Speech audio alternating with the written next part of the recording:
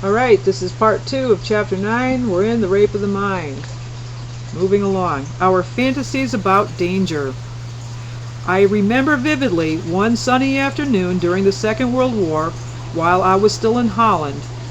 I was playing tennis with some friends. We were all enjoying the satisfying exertion of our sport, but our enjoyment was somewhat marred by the players on the next court. They spoke the language of the hated occupier, and although attired in the same white sports clothes as we, they were obviously Nazi officers who were temporarily forgetting their delusion of conquering the world and were trying to relax like normal human beings. Suddenly, we all heard the drone of planes and the sound of anti-aircraft off in the distance. Then a group of low-flying Spitfires, our friends from England, came zooming by. My friends and I stopped playing, waved our rackets in greeting, and watched the planes maneuvering. Our neighbors reacted quite differently. They became panicky. One of them flung his racket from him and ran off. The others threw themselves face down in a ditch bordering the court. Objectively, we were all faced with the same danger of strafing from the English planes, but for the Germans these were enemy planes, while for us they were friends. I'm sure it isn't necessary for me to add that after this occurrence my fellow Dutch citizens were forbidden to play tennis on that court. When a year later I had arrived by good chance in London, I found that every time German planes came over during the night, I had that same suspicious feeling that the German officers on the tennis court must have had. It seemed as though every bullet and every bomb was meant for me. So great is the role of fantasy and fear that an enemy bomb may have a different meaning for us than a friendly bomb. Fear may be defined very simply as an inner reaction to danger. This definition is deceptively simple, for as soon as we offer it, we are faced with a new problem. What shall we define as danger? Bombs, fires, earthquakes, and epidemics are easily recognizable as dangers. So are physical torture, direct totalitarian attack, and sudden economic collapse. But there are many subtle emotional dangers too, arousing fearful fantasies and anticipations, often combined with inner visions of doom and disaster. As our examples will show, these dangers are faced differently by different people.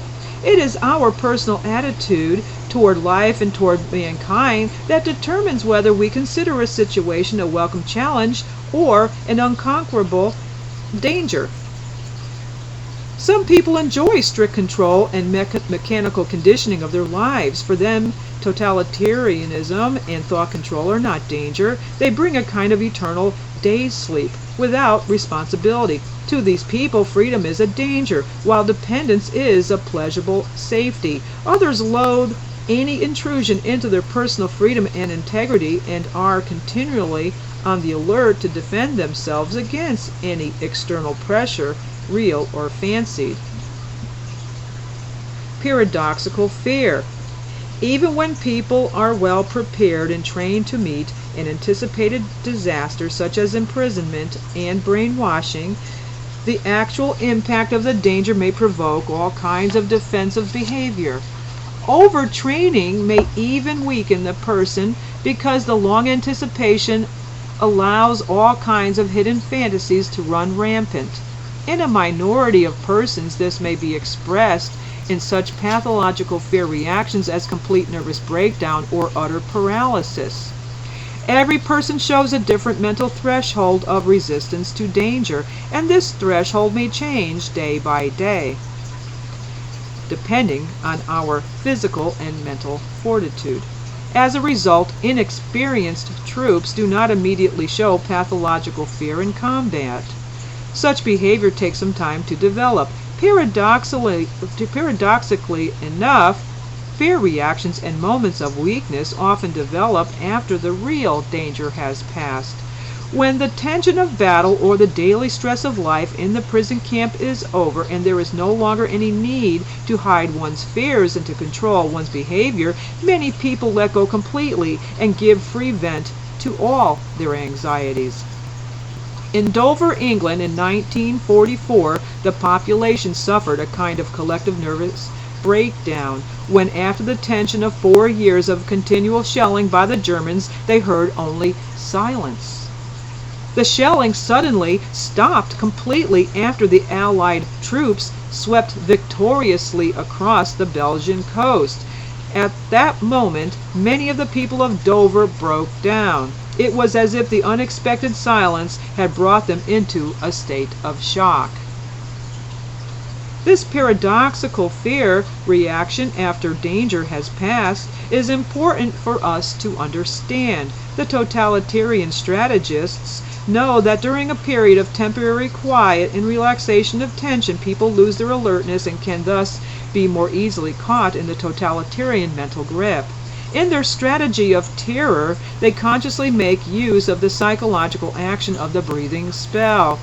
As soon as we let go and drop the defenses we have built up against danger, we can be brought to swallow any strong suggestions. The totalitarians also, in their document on terror, call the technique of taking advantage of such relief the strategy of fractionalized fear. In a quiet period between acute tensions, they can easily condition their victims' minds. Hitler used the Munich period of appeasement in precisely this way. During this time, his propaganda barrage was doubly effective. Whether the reaction to fear and danger is immediate or delayed, most people show under stress behavior that can be said to fall into one of the following patterns. Number 1, regression, loss of learned behavior. Number 2, camouflage and disguise, the so-called feign or feint reactions. 3, the explosive panic, defense through fight or flight. 4, our psychosomatic conditioning, the body takes over. Regression. Although most people are more or less acquainted with the concept of regression, of setting the cultural clock back, they are surprised, nevertheless, to see staid men and women lose their acquired habits of civilization in times of catastrophe and panic.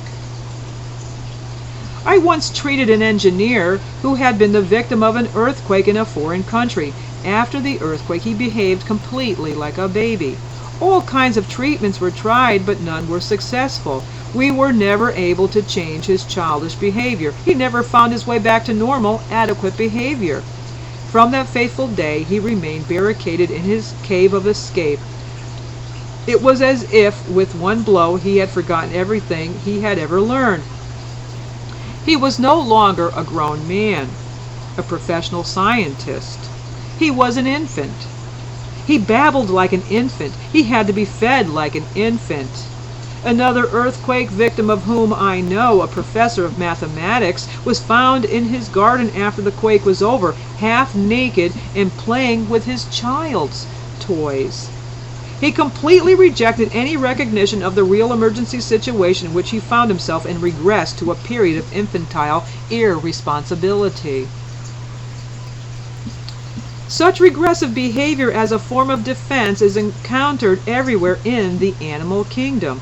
When an organism is in danger, it drops its complexity and retreats to a simpler form of existence. When circumstances of living become too dangerous, some easily exposed multicellular organisms turn into well-protected, simple monocellular beings. This regressive process, called ensistication, may, for instance, take place when the organism is exposed to abnormal temperatures or abnormal dryness. And that's where I'll stop. This was part 2 of chapter 9. We are reading from The Rape of the Mind by Juste A.M. Merleau, M.D.